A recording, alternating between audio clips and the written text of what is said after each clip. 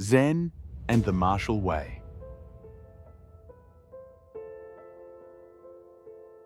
Zen and Invincibility.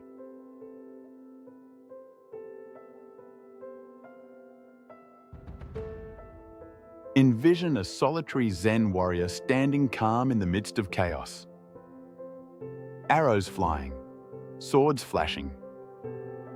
And somehow, through the magic of enlightenment, he remains untouched. It's a great story. It's also mostly myth. Because somewhere along the line, people began confusing spiritual clarity with supernatural invincibility. And today, we're going to unpack why that confusion not only misrepresents Zen, but blinds us to what the martial way is actually pointing toward. Let's start with the basic misconception. The idea that enlightenment gives you an unbeatable edge. As if seeing through the illusion of the self will somehow let you dodge arrows, deflect blades, and win every fight you enter. And this misconception persists for one very simple reason. We only hear about the survivors, the masters who prevailed. The ones whose skill or luck or timing kept them alive long enough for someone to write a story about them. This is what Nassim Nicholas Taleb calls silent evidence. It's the missing data set that never makes it into the legend. Nobody writes biographies of the enlightened Zen warrior who dies in battle. Nobody composes poems about the monk who misread a situation, or the fully awakened swordsman who fell to a stray spear. They disappear into the unrecorded silence, leaving us with just the highlight reel.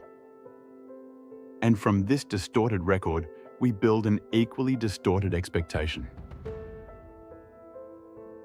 Zen doesn't promise invincibility. What Zen clarifies is the nature of awareness. The ordinary mind treats everything as a solid object. A threat, a punch, an opponent, a self trying desperately to survive. And once the mind freezes the world into objects, hesitation and fear immediately follow. But the Zen-trained mind sees activity, movement, change, conditions unfolding moment by moment. In martial terms, a punch isn't a punch. It's a temporary event. A shifting pattern. Something to meet, not something to fear. That clarity can look extraordinary. It can produce timing that feels impossible, calm that unsettles an opponent, responsiveness so fluid it borders on art.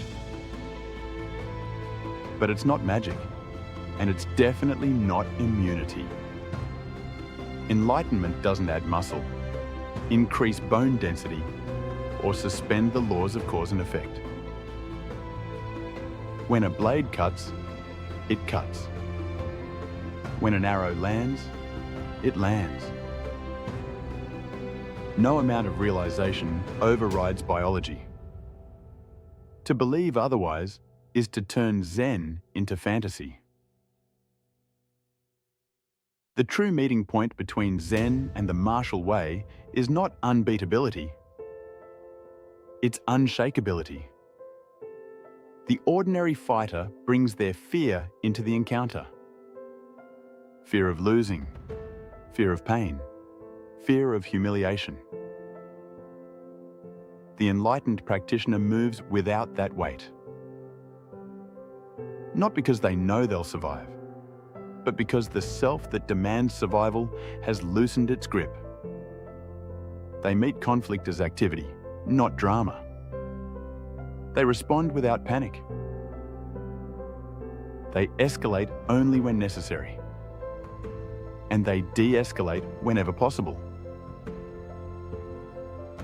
And here's the deeper truth. Zen doesn't transform outcomes. It transforms engagement. It doesn't guarantee you'll win the battle.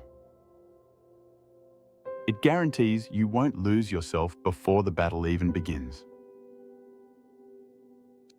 Silent evidence reminds us that even the clearest mind may fall. Even the wisest teacher may die in combat. Enlightenment doesn't prevent death. It prevents delusion. It prevents the belief that victory is something external, something measured in bodies or trophies. In Zen, victory is freedom from fear, freedom from fixation, freedom from the self that insists on being invincible. So, if you're looking for Zen to make you unbeatable, you're missing the point. Zen doesn't make the body invulnerable. It makes awareness unfettered. And in a world built on uncertainty, that is the only invincibility Zen ever promised.